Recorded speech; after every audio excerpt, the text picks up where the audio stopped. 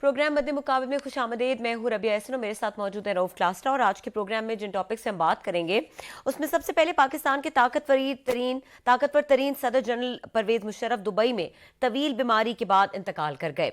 मुशर्रफ के साले सवाब के लिए सेनेट में हुकूमत और अपोजिशन अरकान आमने सामने। दूसरी जानिब मरियम नवाज ने इमरान खान को बड़ा चैलेंज दे दिया, जेल भरो तहरीक कब शुरू होगी, खान पुरज़्म। इसके अलावा बात करेंगे वफाकी दारुल हुकूमत को जराइम पेशा अफराद ने घेर लिया। इस्लामाबाद पुलिस शहरियों के तहफ़्फ़ुज़ में बुरी तरह नाकाम। F9 पार्क में लड़की के साथ ज्यादती, CDA अमला प्लॉट बेचकर खाने तक महदूद। F9 पार्क में 1 साल के दौरान 37 वारदातों का बड़ा इंकशाफ। 6 लड़कियों से ज्यादती, निजी फूड डिलीवरी कंपनी के मैनेजर को कत्ल, जबकि एक वारदात में गैर मुल्की खातून को लूटने जैसे संगीन वाकयात से भी इंतजामिया की आंखें न खुली। खौफनाक वाकयात के तदारुक के लिए सख्त तरीन इंतजामात आखिर क्यों नहीं किए जा सके अब तक, इसके ऊपर बात करेंगे। इसके अलावा बात करेंगे प्रोग्राम मद्दे मुकाबले में ब्रेक किए गए जलजला जदगान फंड्स पर अफसरान की बंदर बांट के स्कैंडल पर वजीर आजम ने नोटिस ले लिया। स्पेशल सेक्रेटरी वजीर आजम ऑफिस सारा सईद ने इरा से 3 दिन में जवाब मांग लिया। इसकी खुसूसी डिटेल्स क्या हैं ये आपके साथ शेयर करेंगे। क्लास साहब, अफसोसनाक खबर, जनरल परवेज मुशर्रफ एक तवील बीमारी के बाद इंतकाल कर गए। इंतकाल बहरहाल एक जब भी ज़ीरो का होता है तो वो एक अफसोसनाक ही होता है। एक उनकी शख्सियत से जिस तरह के तनाज़े जुड़े हुए हैं, जितनी मतनाज़ा उनकी शख्सियत है, आज हमने उसका एक एविडेंस देखा। अब उनका जैसे खाकी आना है पाकिस्तान और यहाँ पे तदफीन के मराहिल होने हैं और सेनेट में आज इसाले सवाब के लिए दुआ होनी थी और उसके ऊपर जो है वो अपोजिशन और हुकूमती सेनेटर्स जो हैं वो उनका कंसेंसस नहीं था। इतनी ही मुतनाज़े है परवेज़ मुशर्रफ की शख्सियत के इस मामले पर भी तनाज़ा खड़ा हुआ।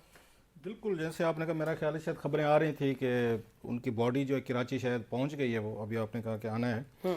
उस एक 9-1 साल यहाँ पे रहे हैं पाकिस्तान के, जैसे आपने कहा भी सही इंट्रो में, one of the most powerful once जी। और वैसे तो कोई भी मिलिट्री या टेक ओवर होता है या मिलिट्री हुक्मरान होता है, कभी किसी ने कोई रियायत तो नहीं करता होता। ये तो मतलब अब जना यूब खान का दौर देख लें, अपोजिशन के लिए देख लें या ओवरऑल पॉलिटिक्स के लिए, वो बड़ा मुश्किल टफ था। जनरल जिया के दौर में तो फांसियाँ दी गई थी, भुट्टो साहब वाज हैंग्ड, और बड़े साले जो पीपल्स पार्टी के लोग थे जेलों में डाला गया, फांसियाँ हुई, बड़े कोड़े के। जनरल जिया का दौर जो है सबसे ज़्यादा कहा जाता है टफ था, सख्त था हर हवाले से। मतलब सोसाइटी ने सफ़र किया, मुल्क ने सफ़र किया, जिसकी इम्प्लीकेशन आज तक हमें नज़र आती हैं। फिर उसके बाद जनाब मुशर्रफ साहब का रूल आया तो इनका भी एक बहुत बड़ा एक लेगेसी है इनकी। और जब आप इतने 9-1 साल रहते हैं मुल्क में, बहुत सारे दोस्त भी बना लेते हैं, बहुत सारे दुश्मन भी बना लेते हैं। अब जनाब मुशर्रफ साहब ने बहुत सारे लोगों को नवाजा भी सही, बहुत सारे लोग उनके बेनिफिशरी भी थे। मैं देखना चाहूँगा कि कल जो उनके जनाजे पे कितने लोग जाते हैं और कितने लोग वहाँ पे उनको कब्रिस्तान तक उनकी मैयत बॉडी जो है ना छोड़ने जाते हैं। ये बड़ी इंतहाई ये चीज़ें ना, ये रुथलेस होती हैं। पॉलिटिक्स जो होती है ना, ये कोई किसी का सगा नहीं होता जैसे यहाँ पे कहते होते हैं। और ये शिकायत कई दफ़ा उन्होंने इंटरव्यूज़ में की भी थी परवेज़ मुशर्रफ साहब ने कि जी मैं दुबई में थे तो वो लोग जो एक उनके इशारे पे खड़े होते थे, अब वो बात करने को तैयार नहीं थे। Nobody visited him. वो गार्शिया का एक है ना नावल, उसका नावलेट है, शॉर्ट स्टोरी कह लें थोड़ी सी, उसका नाम है no one rights to colonel. वो बड़ी खूबसूरत एक शॉर्ट स्टोरी है। तो सेम यही था कि nobody visits journal in Dubai, वो भी कोई उनसे नहीं मिलता। तो उनकी कंप्लेंट्स हैं। बल्कि आज हमने कोशिश की थी कि खकवानी साहब से बात हो जाती, राब्ता नहीं हो सका कि खकवानी साहब उनसे मिले थे जाके 1-2 दफ़ा दुबई में। तो एक कंप्लेंट्स हैं उन्होंने उनके साथ भी की थी कि जिन लोगों को उन्होंने वो किया, वज़ीर बनाया, ऐसा वैसा। अच्छा, वो समझते हैं जो आगे से बन रहे होते हैं वज़ीर के, इट्स रेसिप्रोकल भी। हमने भी तो उनके लिए बहुत कुछ किया ना, अगर उन्होंने हमारे लिए किया। अब देखते मसलन उनके जो बिग बेनिफिशरीज में उस पर आ जाता, जिन्हें मुझे आई वुड मतलब लव टू सी देम कि कल वो जनाजे पर होते हैं या नहीं होते।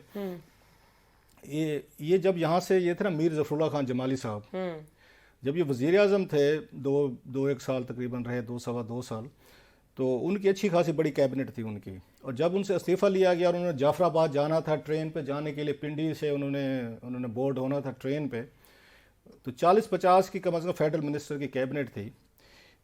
वहाँ पे सिर्फ एक मिनिस्टर ऑफ स्टेट उनको छोड़ने गया था या उनको सी ऑफ करने के लिए मौजूद था एज ए फ्रेंड के तौर पर या एज ए उसके थे। वो थे रज़ा हयात हिराज। منسٹر آف اسٹیٹ تھے اگر میں غلط نہیں کہہ رہا. باقی سارے لوگ جو ہیں وہ چودھری شجاعت کے گھر بیٹھے ہوئے تھے, جو آپ کے کیئر ٹیکر یا اس کو افیشیٹنگ کہہ رہے ہیں, پرائم منسٹر ایک نئی ٹرم نکالی گئی تھی افیشیٹ کرنے کے لیے, وہ وہاں پہ ایفیٹ کے ان کے گھر میں وہ بیٹھے ہوئے تھے وہاں پہ, وہ دربان بن کے کہ ہماری سیٹوں کا کیا ہوگا, ہم وزیر بنے نہیں بنیں گے. جو اپنا وزیر اعظم ہے استعفیٰ ہوا, وہ گھر جا رہے ہیں ٹرین پہ, اس کے بعد ایک بندہ صرف گیا ہے یار وہاں پہ موجود تھا, باقی کوئی وزیر نہیں. کہ میں وہی بتا رہا ہوں کہ کتنا یہاں پہ ایک آپ کے سگے اور مطلب یہ چیزیں انٹرسٹ ہوتی ہیں ساری کی ساری. سو وہ ہم نے دیکھا. اچھا اب یہ ہے کہ آج اس کے جو مین لوگ ہیں کم از کم, مطلب چودھری پرویز علی صاحب کو تو جانا چاہیے فرام نو ویئر.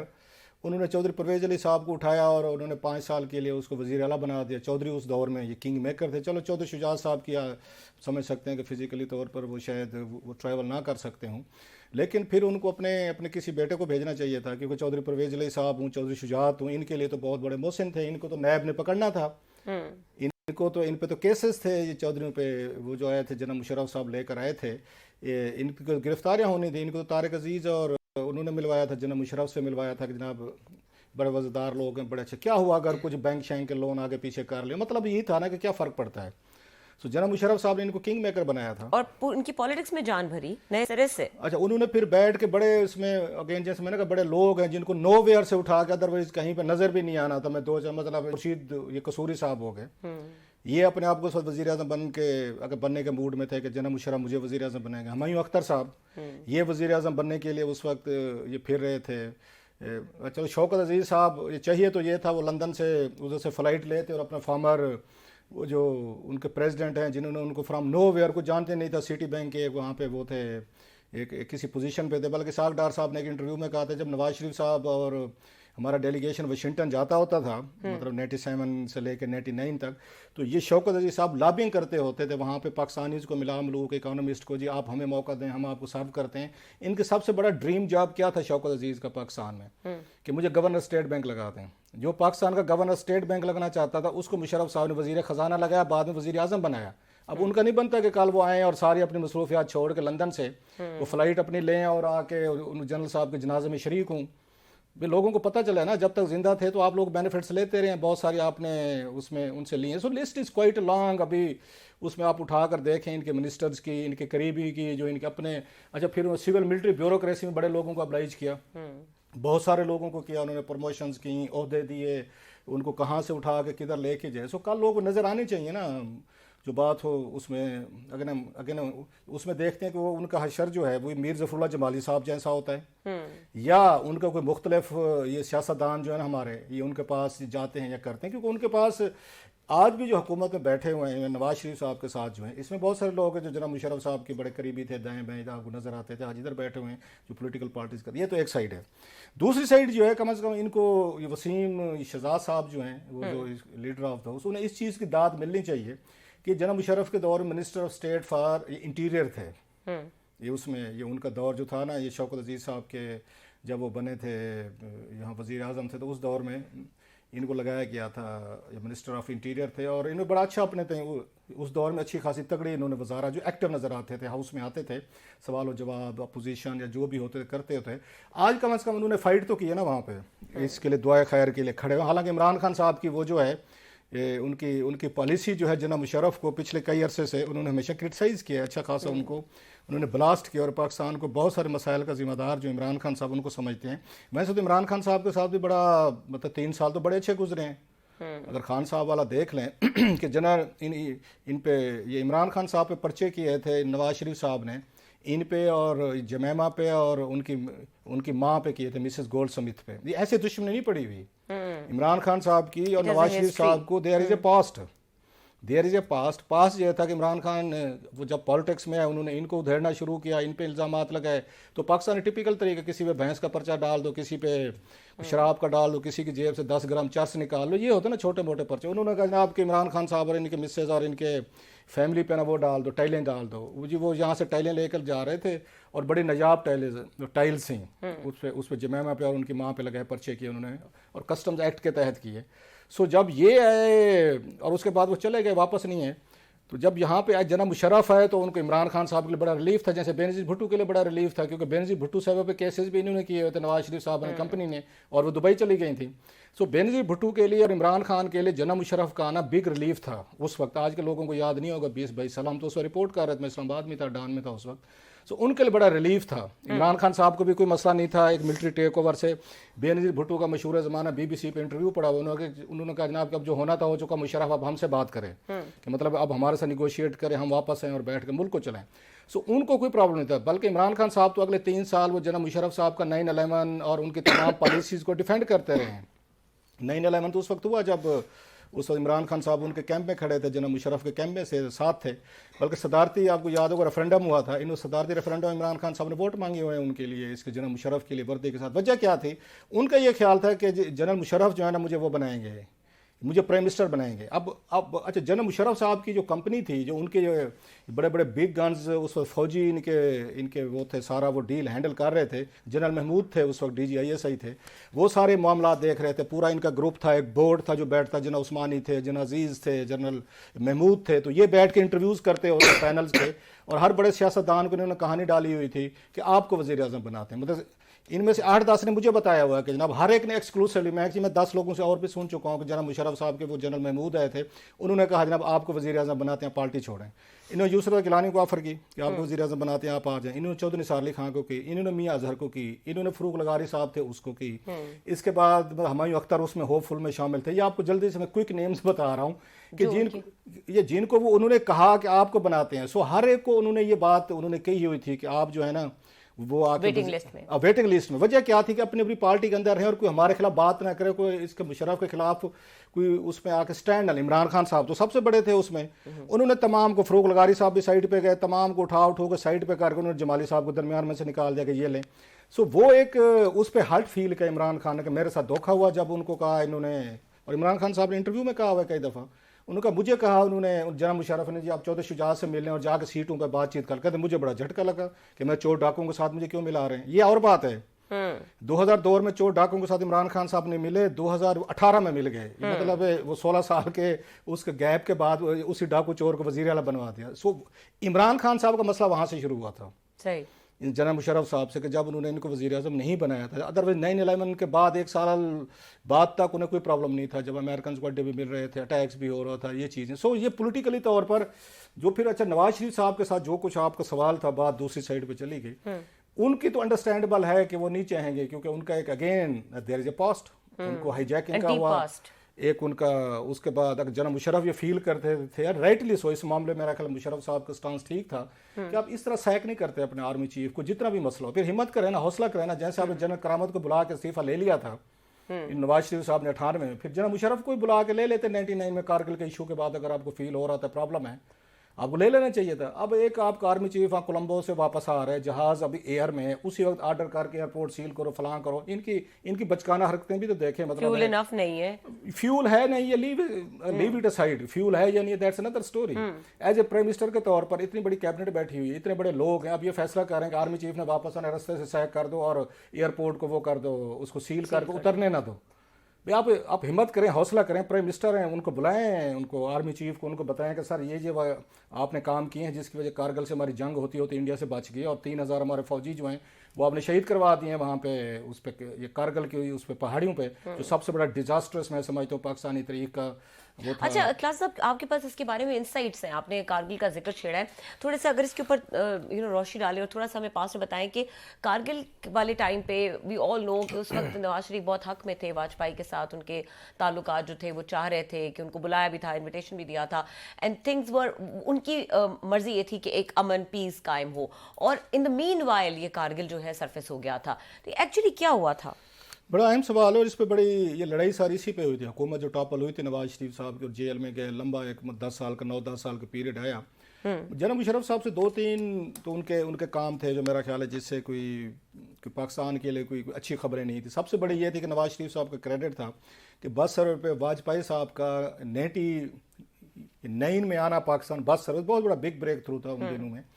تو اس وقت ان کا آنا اور پوری کی پوری بس لے کے آنا، دلیپ کمار تھے، انڈین ایکٹرز تھے اور بڑے پولیٹیشین تھے، بگ ہیوج ایک ان کو وہ کیا گیا تھا. تو اس وقت واجپئی صاحب جو ہے وہ مینار پاکستان گئے تھے. یہ آج کی ہماری نئی نسل کو نہیں پتہ ہوگا, یہ ٹویٹر پہ ایک دوسرے کو پاکستان انڈیا گالیاں دیتے رہتے ہیں, نوجوان نسل ہماری لگی رہتی ہے روزانہ ایک دوسرے کے. ریسنٹ پاسٹ اتنا پرانا نہیں ہے. نہیں اب ایک نئی, اب دیکھ لیں نا, مطلب 23 سال ایک ہو گئے, ایک نئی نسل جوان ہوگی, جو بچہ اس وقت ہوگا 3-5 سال کا ہوگا, تو آج وہ ماشاء اللہ 28-30 سال کا. سو درمیان میں پوری اس میں 2 اس میں نسلیں جوان ہو گئی, 3 آپ کہہ سکتے ہیں بلکہ. خیر, تو اس وقت جب وہ آئے تھے تو جنرل مشرف صاحب اور ہمارے کمانڈر جو تھے, اگر ایئر چیف ہو یا نیوی چیف, یہ وہاں پہ نہیں گئے تھے واگا پہ ان کو سلوٹ کرنے, جو ان کو ریسیو کرنا, جو میرا خیال ہے جانا چاہیے تھا. آپ کا پرائم منسٹر کی انویٹیشن پہ آ رہے ہیں, نیبرنگ کنٹریز کا آ رہے ہیں, تو آپ کو وہاں پہ جا کر ان سے ملنا چاہیے تھا, ہاتھ ملانا چاہیے تھا, سلوٹ کرنا چاہیے تھا جب آپ کا ملک کا وزیر اعظم بنا. سو یہ پہلی ڈیفینس تو اس وقت ہو گئی تھی. اگر دیکھا جائے اس وقت جناب مشرف صاحب اور ان کی کمپنی کو کر دی تھی کہ ہم وزیر اعظم کے اس ٹیپ کو نہیں مانتے, دوسرے لفظوں میں کہ آپ وہاں سے واجپئی صاحب کو کیوں بلا رہے ہیں. دوسرا یہ ہے کہ وہ پاکستان انڈیا کے درمیان جو پیس انیشیٹو نواز شریف صاحب لے رہے تھے, جناب مشرف صاحب اور ان کی کمپنی اس حق میں نہیں تھے. خیر وہ نہیں گئے. میں یہ سمجھتا ہوں پاکستان نے 2-3 موقعوں پہ بڑا بگ چانس ہم نے مس کیا ہے, اپنی بھی غلطیاں ماننی چاہیے. پہلا بڑا چانس تھا یہی والا تھا, یہ اس کا جب آئے تھے واجپئی صاحب آئے تھے, یعنی جینولی مینٹیڈ کہ پاکستان انڈیا کا پیس ہو. وہ مینار پاکستان پہ گئے, انہوں نے تقریر کی, انہوں نے کہا یہ پاکستان میں یہ کہا جاتا ہے اور بار بار آپ کی درسی کتوں میں لکھا جاتا ہے, ٹی وی ٹاک شوز میں کالم لکھے جاتے ہیں بعد میں, کہ ہم نے دل سے انڈیا نے یہ تسلیم نہیں کیا اس کو پاکستان کو. یہ ہے نا کہ ہم آپ کو اکھنڈ بھارت کا حصہ بنانا چاہتے ہیں. اس نے کہا ہمیں کوئی شوق نہیں آپ کو اکھنڈ بھارت کا حصہ بنانے کا, ہم آپ کو مانتے ہیں, دل سے مانتے ہیں. آج میں مینار پاکستان کھڑے ہو کے کہہ رہا ہوں, مینار پاکستان پہ تقریب ہوئی تھی کہ یہیں پہ آپ کی قرارداد پاکستان یہ ہوئی تھی نا 40 میں, یہ 1940 میں. آج میں ایکسیپٹ کر رہا ہوں جی پاکستان ایک ریئلٹی ہے, وہ accept, let's be friend, let's be again good neighbour. اور کشمیر پہ بہت بڑا ان کا ڈیکلریشن آیا تھا, بڑا پازیٹیو. میں سمجھتا ہوں یہ ان کی نواز شریف صاحب کی, اس کی حکومت کا بہت بڑا وہ کریڈٹ تھا. ابھی وہ دلی جہاز ان کا اترا ہی نہیں تھا تو پتہ یہ چلا کہ کارگل پہ ہم نے جنگ شروع کی ہوئی ہے.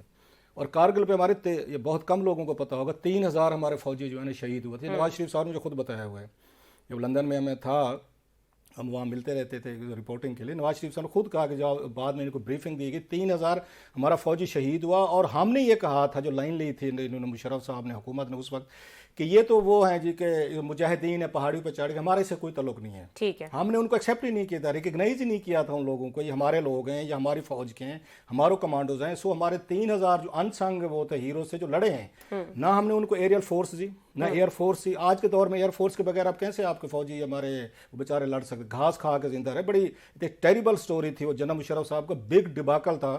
اگر ان کا لیگسی اگر دیکھی جائے, سب سے بڑی جو تھی وہ ان کا کارگل تھا, کہ جس کی وجہ سے 2 ممالک ایک اٹامک وار تک پہنچے. 3000 آپ نے فوجی وہاں پہ شہید کرے. آپ کی ایئر فورس کو نہیں پتا تھا, آپ کی نیوی کو نہیں پتا تھا. جب بعد میں میٹنگ ہوئی ان کی تو اس پہ مشرف صاحب کا یہ سٹانس ہے, میں نے نواز شریف صاحب کو بریف کر دیا تھا, بتا دیا تھا, انہوں نے اپروول دی تھی. مشرف کا کہنا تھا جی, میں ان کا ساری نواز شریف کا, کہ مجھے کوئی بریفنگ نہیں دے گی, کوئی اپروول نہیں دی. انہوں نے کہا میں پاگل ہوں کہ میں آپ کو کہوں گا کہ آپ کارگل پہ چڑھ جائیں اور اس طرح کا آپ آپریشن کریں. اس سے پہلے مشرف صاحب بینظیر بھٹو صاحب کو 96 میں یہ ڈی جی ایم او تھے اس وقت, ملٹری اس کے جو آپریشنز ہوتے ہیں اس کے تھے. اس وقت انہوں نے یہی پلان ان کے ساتھ بی کے سامنے ڈسکس کیا تھا. انہوں نے 10 منٹ میں ان کو کوشچن کر کے لاجواب کر لیا تھا کہ جنرل صاحب یہ کام آپ شروع تو کر لیں, جب انڈیا شروع کرے گا تو آپ کے پاس یہ کاؤنٹر پلان کیا ہے, تو کچھ نہیں تھا. سو انہوں نے ڈسمس کر دیا تھا بینظیر بھٹو صاحب نے اسی وقت. لیکن جنرل صاحب کے ذہن میں تھا 96 سے کہ نہیں یہ میں نے کرنا ہے. انہوں نے کرایا, انہوں نے بوفرس گنیں یوز کی, انہوں نے ایئر فورس یوز کیا, پورے کا پورا ہمارا 3000 فوجی وہاں پہ شہید, اور جن کو ہم نے ایکسیپٹ نہیں کیا کہ ہمارے ہیں. یہ مشاہد حسین صاحب جو ہیں اس وقت, یہ اس وقت انفارمیشن منسٹر تھے. یہ ٹی وی چینلز پہ ان کو کوئی ان کے ساتھ بڑا ڈسٹینس رکھا گیا کہ انڈیا کو یہ میسیج ہمارا تعلق ہی نہیں ہے.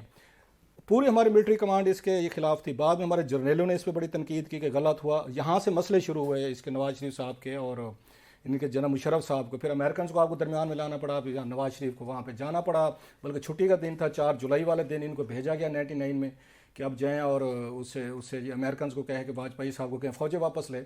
تو 4 جولائی کو جس دن چھٹی تھی امریکہ میں, انڈیپینڈنس ڈے تھا, اس دن انہوں نے وائٹ ہاؤس کھلوا کے نواز شریف صاحب سے ملاقات کی گئی. انکنڈیشنل وڈرال ہوا. واجپئی صاحب انہوں نے پھر بھی, میں سمجھتا ہوں کہ انہوں نے دکھایا, پیشنس دکھایا. انہوں نے کہا ٹھیک ہے جی آپ اپنے وہ جو بچے ہیں ان کو وہ کریں انکنڈیشنل, ان کو واپس لے کر جائیں. ان سے پیسے مانگا گیا جو بچے کچھ تھے, اور بہت سارے ہمارے فوجیوں نے گھاس کھا کے واقع, جس کی بہادری کی تعریفیں جو ایون انڈینس نے کی بعد میں. آپ نے ان کو وہاں پہ بٹھا تو دیا, نہ سپلائی لائن سی نہ ایئر لائن سی آپ کے پاس, اگین ساری ایئر فورس تھی. سو یہ بہت بڑا ایک ان کا تھا کہ جس چیز پہ جناب مشرف صاحب کا ٹرائل اگر ہونا چاہیے تھا, جو کہتے بھی تھے نواز شریف صاحب لندن میں بیٹھ کے ہم آئیں گے, کارگل کمیشن بنائیں گے, سزائیں دیں گے, تو نواز شریف صاحب پوزیشن میں بڑے دعوے کر لیتے ہیں, یعنی حکومت میں آ کے اس پر ٹھوس ہو جانے والی بات ہے. سو اس بات کا بھی کہا جا رہا ہے کہ کارگل کمیشن جیسے اوجڑی کیمپ والا واقعہ ہوا تھا بہت بڑا, جس میں بہت سارے ٹاپ کے جنرلز کے نام آ رہے تھے, انکوائری جنیجو صاحب نے کروائی تھی, اس وقت ڈیفینس منسٹر نعیم ملک صاحب تھے, اس وقت بھی ٹاپ جنرلز کے نام آ رہے تھے, جناب اختر عبد الرحمان صاحب کے, حمید گول تھے, اور بہت سارے قریبی تھے. تو ان چیزوں پہ بہت ساری انکوائریز ہو رہی تھیں کہ کیسے ہوا ہے وہاں پہ آپ کا اوجری کیمپ. انہوں نے حکومت اڑا دی تھی محمد خان جنیجو صاحب کی کہ یہ کون ہوتے ہیں ہم جرنیلوں پہ انکوائری کرنے والے. Same happened in the case of Nawaz Sharif. جب کارگل ہوا اور نواز شریف صاحب نے کہنا شروع کیا کہ ہم یہ کر سکتے ہیں, اور انہوں جنرل مشرف صاحب نے یہ کہنا شروع کر دیا اپنے وہ جو تھے اس میں اپنی پرائیویٹ میٹنگز میں یا جہاں پہ جاتے تھے اپنے جوانوں کو وہ کرنے تھے خطاب کرنے, اس امبیرسمنٹ سے بچنے کے لیے کہ کارگل پہ ہمیں وہ ہوا ہے, مسئلہ ہوا ہے, ہمیں امریکنز کو بیک کرنا پڑا. وہ کہتے تھے ہم نے تو ان کو شہر آگ سے پکڑ لیا تھا انڈینز کو. تو نواز شریف صاحب گئے ہیں, یہ چکن آؤٹ ہو گئے, انہوں نے جا کے جناب وہ کر دیا ہے, انہوں نے اس کلنٹن کے ذریعے ہمیں وہ کر دیا, امبیرسمنٹ کر دیا. سو اس سے پہلے کہ نواز شریف صاحب سٹرائک کرتے, انہوں نے اس کو بہانہ بنا کے ان پہ سٹرائک کر دیا تھا.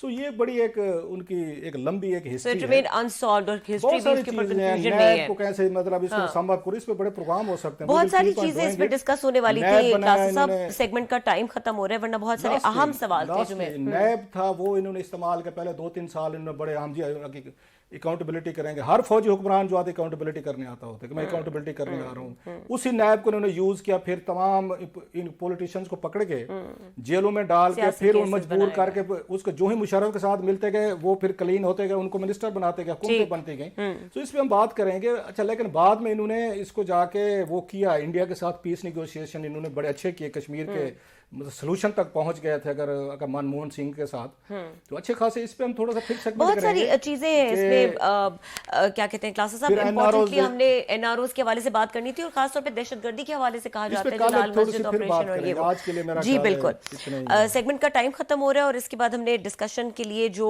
بات کرنی ہے, اہم بات وفاقی دارالحکومت میں جو لا اینڈ آرڈر کی سچویشن ہے, اور جس طرح کے افسوسناک واقعات, جو ایک بہت ہی ہاربل قسم کا واقعہ ریسنٹلی ابھی ہم نے دیکھا F9 پارک میں لڑکی کے ساتھ زیادتی. ذرا سا اس کے اوپر بات کریں گے کہ ذمہ داری کن کی اور وہ کیا کر رہے ہیں جن کی ذمہ داری. اس بریک کے بعد ہمارے ساتھ رہیے.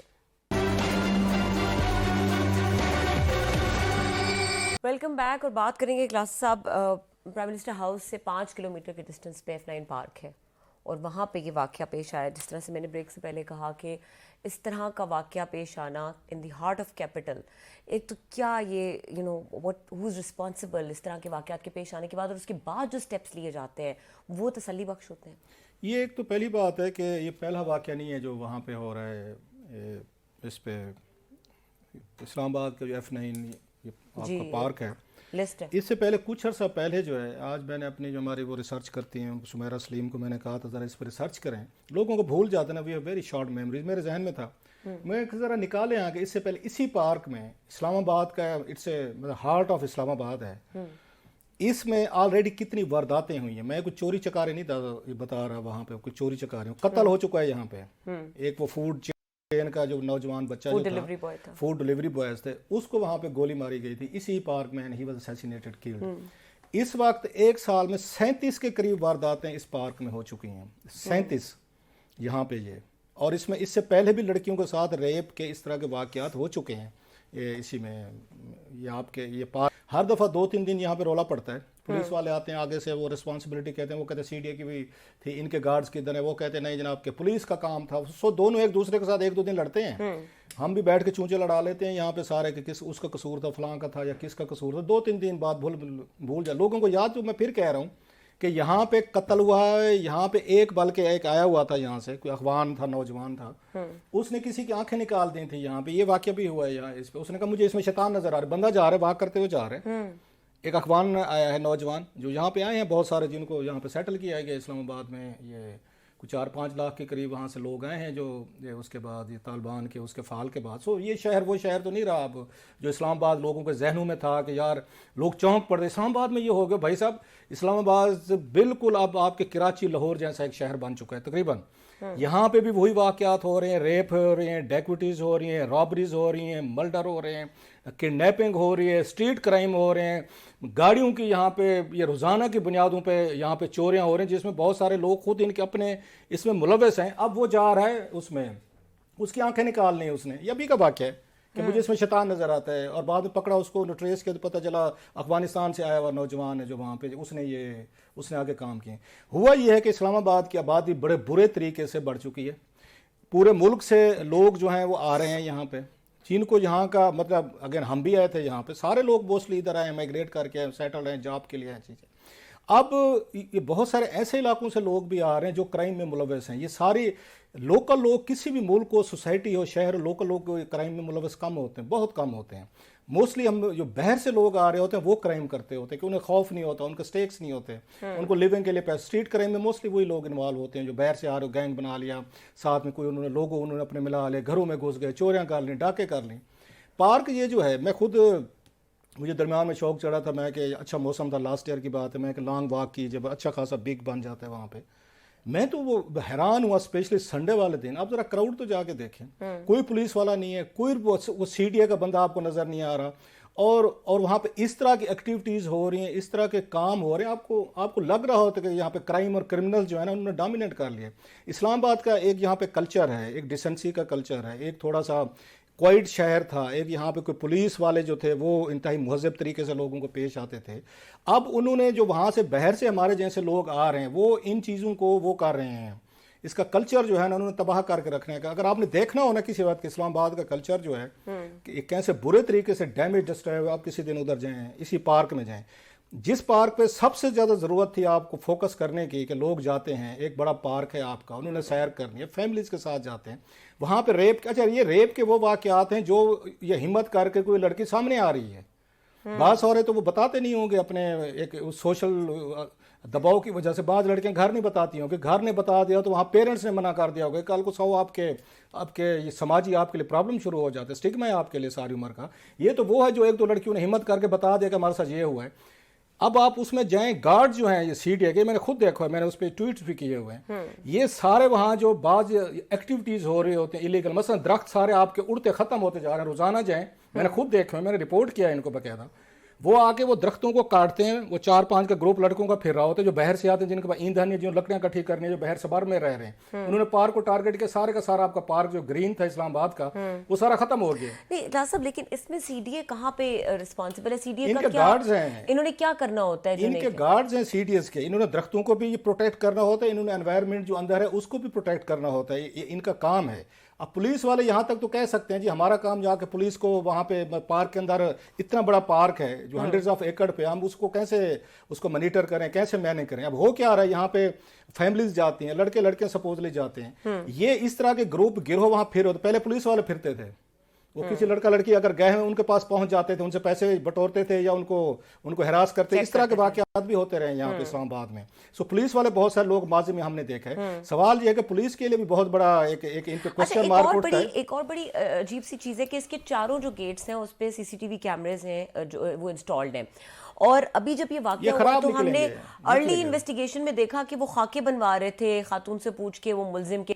یہ کون سے دور میں اس طرح کی چیزیں ہوتی ہیں؟ اور یہ کیپٹل کی بات ہو رہی ہے. خاکے تو دنیا بھر میں خیر بنائے جاتے ہوتے ہیں. اگر آپ کو کوئی نہیں مل رہا، سچویشن جہاں پر آپ کے پاس کیمراز ہیں، جہاں پہ آپ کے کیمرے آپ کے شہر میں، آپ نے شاید آپ لوگ رپورٹس نہیں پڑھتے ہوتے کہ آپ کے آدھے سے زیادہ سی سی ٹی وی کیمرے کام ہی نہیں کرتے. ان کا یہ safe city project billions of rupees لگائے ہوئے تھے. تو ان سے پوچھنا چاہیے. آپ کسی دن میں پھر کہہ رہا ہوں، یا اس کا ایک اور طریقہ ہے جو آپ کو کرنا پڑے گا، کیونکہ بگ سٹیز کے ساتھ جو مائگریشن ہو رہی ہے، جو میرے جیسے لوگ آ رہے ہیں مختلف علاقوں سے، جو وہ سمجھتے ہیں کہ اس لڑکی نے پردہ نہیں کیا ہوا، اس نے برقع نہیں پہنا ہوا، اس نے اپنے آپ کو کور نہیں کیا ہوا، تو سو مجھے رائٹ مل گیا کہ میں نے اب اس کو چھوڑنا، یہ چھیڑنا بھی ہے، میں نے اس کو ریپ بھی کرنا ہے، جو چاہوں میں کر سکتا ہوں. یہ مینٹیلٹی کے ساتھ بہت سارے نوجوان آئے ہیں یہاں پہ، آ رہے ہیں، ہر شہر میں ہوتے ہیں جو اس طرح کے کام کرتے ہیں. پھر پارک کو بند کریں آپ، اس کو 7 بجے آپ کو کلوز کر دینا چاہیے. پھر آپ رات جی اس واقعے میں بھی انہوں نے یہ کہا ہے کہ شام کے وقت پارک نہ آیا کریں آفٹر ڈوئنگ دس. یہ کہا ہے وہ کہہ رہے ہیں نا، وہ جو مطلب ریپسٹ کہہ رہے ہیں نا لڑکی کو. بات یہ ہے کہ جب یہ واقعات ہو رہے ہیں پھر آپ اگر ان کو کنٹرول نہیں کر پا رہے، آپ سے یہ کرائم نہیں کنٹرول ہو رہا، اسلام آباد کی پولیس کچھ نہیں کر پا رہی، سی ڈی اے جو ہے نا وہ اس میں کریڈٹ لے رہی ہے. ہم نے جو اتنے اربوں روپے کہ ہم نے جناب وہ بیچ دیے ہیں، پلاٹ بیچے جو ان کی تنخواہوں کے کام آنے ہیں، کام اس پہ تو نہیں آنے سارے. تو جناب پھر آپ اس کو بند کریں پارک کو. اگر یہ کام ہونے 37 وارداتیں ایک پارک میں سال میں ہو جانا، جس میں لڑکیوں کو ریپ ہو رہے ہیں، قتل ہو رہے ہیں، فون سنیچ کیے جا رہے ہیں، وہ مگنگ ہو رہی ہے، یہ تو سب سے بڑا سینٹر बन चुका है। ये तो क्राइम और क्रिमिनल्स को आपने छुट्टी दी हुई है, आप आपस में तय करते रहे, सीडीए करता रहे और पुलिस वाले करते रहे। और यहाँ हैरासमेंट, ठीक है, लड़कियां जो ड्राइव करती हैं, बहुत सारी कंप्लेंट्स आई हैं पिछले अरसे में और उनको रिपोर्ट भी किया गया, उनकी हैरासमेंट बढ़ गई है कि उनको गाड़ी पे जाते हुए, रास्ते में जाते हुए, बहुत सारे ये बाइक पे हैं, कोई गाड़ी पे, ये काम पहले नहीं होते थे इस्लामाबाद में। सो इट्स ये एक इनकी इस्लामाबाद की पुलिस पे, सीडीए पे बहुत बड़ा इन पे क्वेश्चन मार्क है। क्वेश्चन मार्क है। आपसे शहर नहीं संभल रहा, आपसे नहीं चल रहा, ये बड़ा शहर बन चुका और है। इससे ज्यादा हैपनिंग पार्क और इतना सेंट्रली लोकेटेड पार्क और कोई हो नहीं सकता। अगर उसकी एक साल में 37 बार सिक्योरिटी नहीं हैंडल हो रही तो फिर और क्या। इसको फिर आप 6-7 बजे बंद कर दें और दिन में इसमें थोड़ी सी सिक्योरिटी, मतलब वो कैमरे लगाएंगे, घोड़े चलेंगे, फलां करेंगे, ये ड्रामेबाजी कुछ दिन तो चलेगी थोड़ी की सारी, फिर वाकया होगा, फिर हम शुरू हो जाएंगे। ठीक है क्लास, अब ब्रेक का वक्त हो रहा है, फॉलो इट, हम कल इस पे फिर बात करेंगे। जी, ब्रेक का वक्त हो रहा है और ब्रेक के बाद बात करेंगे। हमने ही स्टोरी की थी एरा के हवाले से और इसके ऊपर वज़ीर आज़म ऑफिस की तरफ से नोटिस लिया गया है। नोटिस के बाद क्या हुआ है, इसकी डिटेल्स आपके साथ शेयर करते हैं। ब्रेक के बाद हमारे साथ रहिए।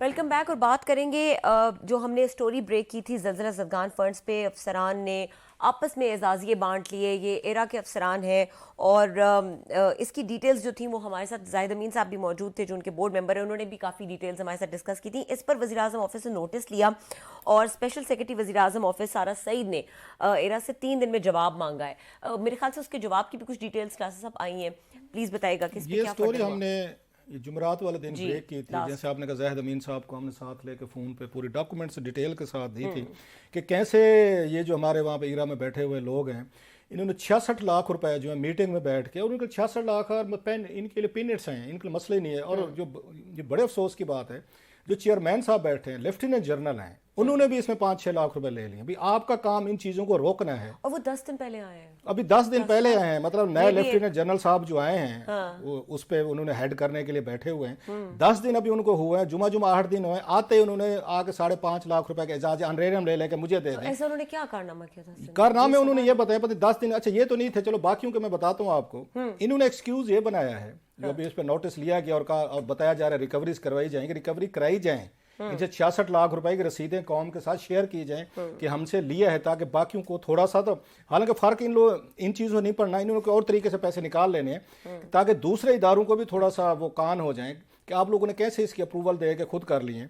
इसमें जो चाहिए था काम, वो जो लेफ्टिनेंट जनरल साहब हैं जो हेड आए हैं, कि आपका काम है ना जनाब कि आप इन चीज़ों को रोकें। आपने 8 दिनों में 10 दिनों में वो ले लिया इनका, आपने उनको वो कर लिया है, नाम ही है मेरा ख्याल है उनका लेफ्टिनेंट जनरल साहब का, जो पेपर में उनके अकाउंट में पैसे जो है ना, इनाम हैदर साहब है, इनाम हैदर साहब है जनाब, जी लेफ्टिनेंट जनरल साहब हैं। और इनको अभी 10 दिन हुए हैं तो उन्होंने आते 5.5 लाख रुपए उन्होंने अनरेरम ले लिया है। तो इस पे, और ये मोस्टली कौन लोग हैं जो डेपुटेशन पे गए हुए हैं, इनकी तनख्वाहें भी ज्यादा होती हैं, डेपुटेशन अलाउंस भी ज्यादा होते हैं, पर्क्स प्रिविलेज उन्होंने बैठ के जी हमें दें। और वो जो बात आपने कि सर्विसेज क्या है, सुनिएगा जरा।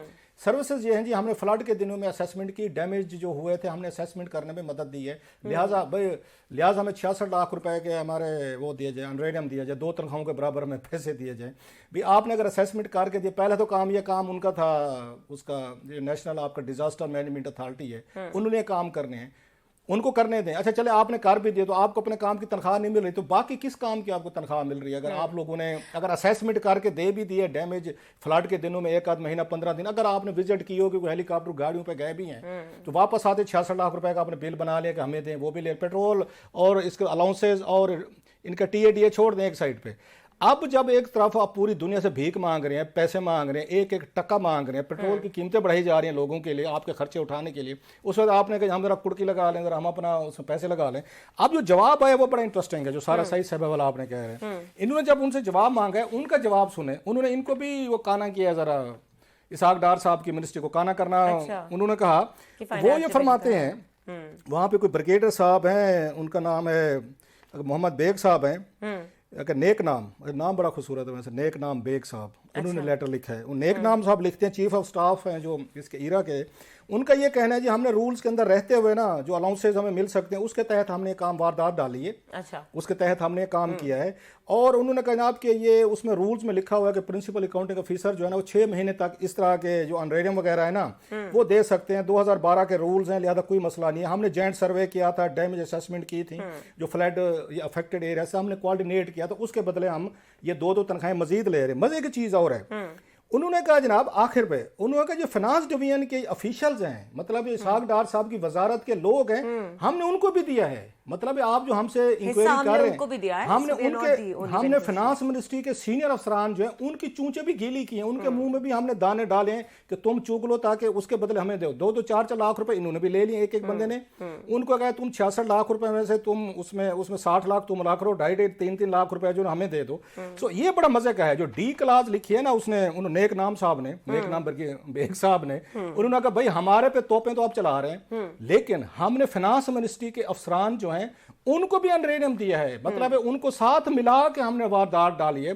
काम था फाइनेंस वालों का भी। आप जो दुनिया भर से भीखे मांग रहे हैं, IMF से मांग रहे हैं, सऊदीज, कतरीज, UAE, चाइनीज, अमेरिकन, हर एक के पास अब हाथ फैला के खड़े हुए हैं। आपको वजीर आजम हर जगह जाते और पैसे मांग के आता है।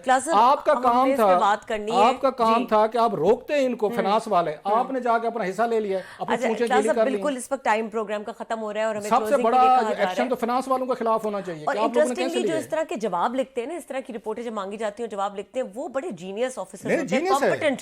वो ऐसे पॉइंट्स निकालते हैं कि उसके बाद उनको पता होता है कि अब हमारे ऊपर से आधा सा मलबा हट गया। मुझे नेक नाम साहब की बात बड़ी पसंद है। उन्होंने कहा हमने आप लोगों भी काना किया हुआ है अपनी फाइनेंस मिनिस्ट्री में, अपने वो कहते हैं डांग फेरें जरा अपनी चारपाई के नीचे।